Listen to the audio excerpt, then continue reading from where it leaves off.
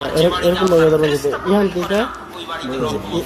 এখান থেকে একদম লাশ মাথা পর্যন্ত দেখা যায়, আর এই জায়গাটা একদম ক্লিয়ার দেখা যায়। এরকম লাশে বুঝতে পারবেন না, বুঝতে পারবেন। ওই বাড়ির মানুষ হেদায়েত পেতে পারে না, ওই বাড়ির মানুষ ফজরের সালাত জামাতে আদায় করতে পারে না, ওই বাড়ির মানুষের কোরআন পড়ার ভাগ্য হবে না, ওই বাড়ির মানুষের 16 আনাই জীবন বৃথা। আগে শয়তানকে বাড়ি থেকে দাঁড়াতে হবে। শয়তান তো সকল অনিষ্টের মূল। ওই যে পৃথিবীর সৃষ্টির ঘটনা শোনাচ্ছিল আব্দুর রহমান আদম আলাইহিস সালামের ঘটনা, যা আল্লাহ ইবলিসকে শত্রু বানিয়ে দিলেন। এরা বাইরে আমার সবচেয়ে বড় বড় আলেম হইছে। এটা গেমের মতো, খেলার মতো। যখন মানুষ যুবক ছেলেপেলে যখন গেমের মধ্যে ঢুকে তখন ভিলেন থাকে, ভিলেন না থাকলে গেম খেলে তো মজা নেই।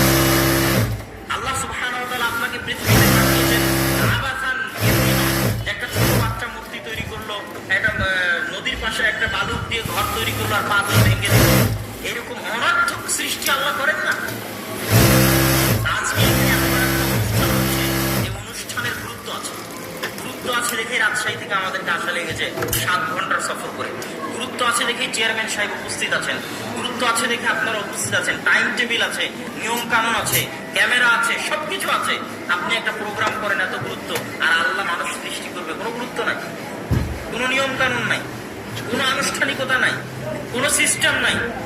আল্লাহ সুবহানাহু ওয়া তাআলা মানুষ সৃষ্টি করেছেন সবচেয়ে গুরুত্বপূর্ণ, এবং প্রত্যেকটা পদে পদে আল্লাহ রেখেছেন। কখন মায়ের পেটে আসবে, ৪৪ হলে দিতে হবে, ফেরেশতা আসবে, ভাগ্য লিপিবদ্ধ করতে হবে, কখন পেট থেকে বের হবে, কিভাবে খাবারের ব্যবস্থা করতে হবে, মায়ের বুক থেকে দুধের ঝর্ণাধারা দিতে হবে, কিভাবে হিসাব চালু করতে হবে। আমি একটা যদি এক জায়গায় রিভলভার হাতে করে গুলি করি তো আমার ফরেনসিক রিপোর্টে ধরা পড়বে যে আমার হাতে ফিঙ্গারপ্রিন্ট ছিল। আল্লাহ সুবহানাহু ওয়া তাআলা কি আমাদের হাতে বলবেন কথা বলবেন। মানুষ যদি হাতের ফিঙ্গারপ্রিন্ট করতে পারে আল্লাহ পারবেন না? মানুষ যদি ফরেনসিক রিপোর্ট করতে পারে আল্লাহ পারবেন না? মানে হাত দিয়ে যা করা সব এখানে কি আছে? রেকর্ডেড। এই হাতের মধ্যে কি আছে? রেকর্ডেড আছে, এটা মানুষ ধরতে পারতেছে। সেটা আল্লাহ সুবহানাহু ওয়া তাআলা কিয়ামতের মাঠে মুখ বন্ধ করে দিয়ে নাখতিমু আলা আফওয়াহিহিম, মুখ বন্ধ করে দিয়ে হাত আর পাকে কথা বলতে বলবে। এগুলো আল্লাহর সিস্টেম, আপনাকে অপরাধী প্রমাণ করা। ফামান ইয়ামাল মিসকালা যাররাতিন খায়রান ইয়ারা, কেউ যদি সরিষা সমপরিমাণ কল্যাণ করে কিয়ামতের মাঠে দেখতে পাবে। পড়া পরের কথা, জানা পরের কথা, দেখবে। তথা আল্লাহ সুবহানাহু ওয়া তাআলা আপনি যা করছেন সবকিছু আল্লাহ সুবহানাহু ওয়া তাআলা পর্যবেক্ষণ করছেন। আর এই জমিন ভয়ঙ্কর যন্ত্র, জমিন সবচেয়ে ভয়ঙ্কর যন্ত্র। আপনি মনে করছেন জমিন এমনি, আপনি জমিনে একটা ধান বাগান দেখবেন তাহলে গাছ হবে না? তাহলে জমিন এমনি না, জমিনের কিছু আছে? আছে, নাহলে ধানের গাছ কেমনে হয়? ওখানে একটা বীজ বপন করলে গাছ কেমনে হচ্ছে, মানে জমিনের কিছু আছে। এই জমিন ভয়ঙ্কর। যে জমিন গাছ উৎপন্ন করতে পারে সেই জমিন সবকিছু রেকর্ড করে রাখছে কিয়ামতের মাঠে কথা বলবে। আল্লাহ সুবহানাহু ওয়া তাআলা সূরা জিলজালের মধ্যে বলেছেন, ইয়াউমাইযিন তুহাদ্দিসু আখবারাহা বিআন্না রাব্বাকা আওহা লাহা। আজ কিয়ামতের মাঠে জমিন কথা বলবে, সবচেয়ে ভয়ঙ্কর। যা পৃথিবীতে ঘটছে সব রেকর্ড। সুতরাং আল্লাহ আপনাকে এমনি সৃষ্টি করেন, অনর্থক সৃষ্টি করেন। আপনার সবকিছুই আল্লাহ সুবহানাহু ওয়া তাআলা পর্যবেক্ষণের ব্যবস্থা করেছেন। আপনার সাথে 2 জন ফেরেশতা দিয়েছেন, আপনার সাথে একজন ফেরেশতা আর একজন শয়তান কারিনা। একটা মানুষের পর থেকে 2 জন সাথে থাকে সবসময়। আর শয়তানের সাথে মানুষের সম্পর্ক জন্মগত। শয়তানের সাথে মানুষের সম্পর্ক কি? জন্মগত। রাসূল সাল্লাল্লাহু আলাইহি ওয়াসাল্লাম হাদিসে বলছে, যখন বাচ্চা জন্ম নেয় তখন বাচ্চা যে কাঁদে, হাত্তা ইয়াস্তাহিল্লা সারিখান, কেঁদে ওঠে, চিৎকার করে ওঠে, মা মিন মাউলুদিন, এমন কোন আদম সন্তান নেই ইল্লা ইয়ামাসসু শাইতান, যাকে শয়তান স্পর্শ করেনি, উতা দেয়নি, এমন কোন আদম সন্তান নেই। শয়তানের আঘাতের কারণে আদম সন্তান কেঁদে ওঠে, ইল্লা মারিয়াম ওয়া ইবনুহু ঈসা, তবে মারিয়াম এবং তার সন্তান ঈসা বাদে তাদেরকে শয়তান স্পর্শ করেনি। বাকি সকল জন্মের পর শয়তান স্পর্শ করেছে, শয়তানের স্পর্শে মানুষ কেঁদেছে। তাহলে শয়তানের সাথে মানুষের সম্পর্ক কি? জন্মগত। শয়তান বাস্তব জিনিস। রাসূল সাল্লাল্লাহু আলাইহি ওয়াসাল্লাম বলছেন, এমন কোন আদম সন্তান নেই যার 2টা বন্ধু নাই। একটা শয়তান বন্ধু আর একটা ফেরেশতা বন্ধু। এবং শয়তান এত ভয়ঙ্কর যে আপনার হৃদয়ের উপর প্রভাব বিস্তার করার ক্ষমতা আল্লাহ সুবহানাহু ওয়া তাআলা একমাত্র শয়তানকে দিয়েছেন। আপনার স্ত্রীরও এই ক্ষমতা নাই যে আপনার হৃদয়ের উপর প্রভাব বিস্তার।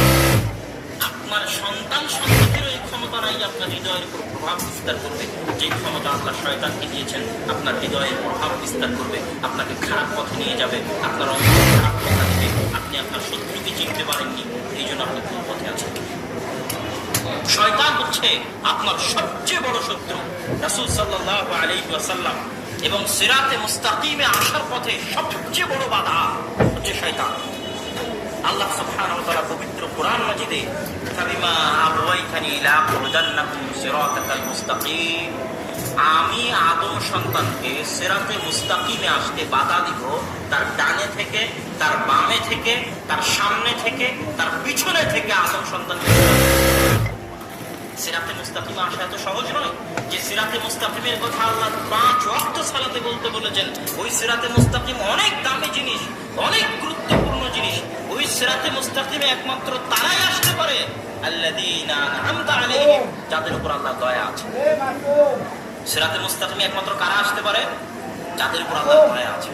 আর সিরাতে মুস্তাকিমে আসার ভাগ্য তাদের হবে না গায়রিল মাগদুবি আলাইহিম ওয়ালাদ-দাল্লিন, যারা অভিশপ্ত, যারা পথভ্রষ্ট, তাদের সিরাতে মুস্তাকিমে আসার ভাগ্য হবে না। আপনি আল্লাহ আপনাকে ভালোবাসেন না বাসেন না, এটা বুঝার উপায় আপনার ধন সম্পদ নয়, এটা বুঝার উপায় আপনার ক্ষমতা নয়, এটা বুঝার উপায় আপনার পাওয়ার নয়, এটা বুঝার উপায় আপনার সম্মান নয়, এটা বুঝার উপায় আপনার মর্যাদা নয়। ইন্নাল্লাহা ইউতিদ দুনিয়া লিমান ইউহিব্বু ওয়া লা ইউহিব্বু, আল্লাহ যাকে ভালোবাসেন তাকে দুনিয়া দেন, যাকে ভালোবাসেন না তাকেও দুনিয়া দেন। আল্লাহ যাকে ভালোবাসেন তাকেও সম্মান দেন, যাকে ভালোবাসেন না তাকেও সম্মান দেন। আল্লাহ যাকে ভালোবাসেন তাকেও ক্ষমতা দেন, আল্লাহ যাকে ভালোবাসেন না তাকেও ক্ষমতা দেন। আল্লাহ ফেরাউনকেও ক্ষমতা দিয়েছিলেন, কারুনকেও সম্পদ দিয়েছিলেন, আল্লাহ দাউদ আর সুলাইমানকেও ক্ষমতা দিয়েছিলেন, সম্পদ দিয়েছিলেন। তাহলে আল্লাহর ভালোবাসা কি দিয়ে করবেন? আল্লাহ সুবহানাহু ওয়া তাআলা তাকে ভালোবাসেন যাকে তার আনুগত্য করার সুযোগ দেন। ফজরের সালাত জামাতে আদায় করার আপনার সুযোগ হয়েছে কিনা আপনি নিজে জিজ্ঞেস করে দেখেন। যদি আপনার ফজরের সালাত জামাতে আদায় করার সুযোগ হয় তাহলে আপনার উপর আল্লাহর দয়া আছে। আর যদি সুযোগ না হয়ে থাকে তাহলে এটাই আপনার জন্য আল্লাহর পক্ষ থেকে সবচেয়ে বড় শাস্তি। আপনি যদি গান বাজনায় ব্যস্ত থাকেন, পাবজি ফ্রি ফায়ার গেমে ব্যস্ত থাকেন, সুদ ঘুষে ব্যস্ত থাকেন, আপনার মুখে যদি দাড়ি না থাকে তাহলে জেনে রাখবেন এটাই আপনার জন্য বড় শাস্তি। আপনার ধন সম্পদ ধ্বংস হয়ে যেতে হবে, এটা শাস্তি, ওটা শাস্তি নয়। আপনার পক্ষ থেকে আপনি জেলে যাবেন, এটা শাস্তি, ওটা তো শাস্তি নয়। আপনার জন্য এটাই সবচেয়ে বড় শাস্তি, যা আল্লাহ তার রহমত থেকে, তার করুণা থেকে, তার দরবার থেকে, তার দয়া থেকে, তার বরকত থেকে আপনাকে বঞ্চিত রেখেছেন, বিতাড়িত রেখেছেন, আল্লাহর অবাধ্য করে রেখেছেন, আল্লাহর আনুগত্য থেকে দূরে রেখেছেন। এটাই সবচেয়ে বড় শাস্তি। এটা বুঝে আপনাকে কষ্ট পেতে হবে। এটাই পৃথিবীর বাস্তব। আপনার ক্ষমতা, আপনার ধন সম্পদ আল্লাহর পক্ষ থেকে দরকার ছাড়। আল্লাহ সুবহানাহু ওয়া তাআলা ধন সম্পদ ক্ষমতা সবাইকে দেন, যাকে ভালোবাসেন তাকেও দেন,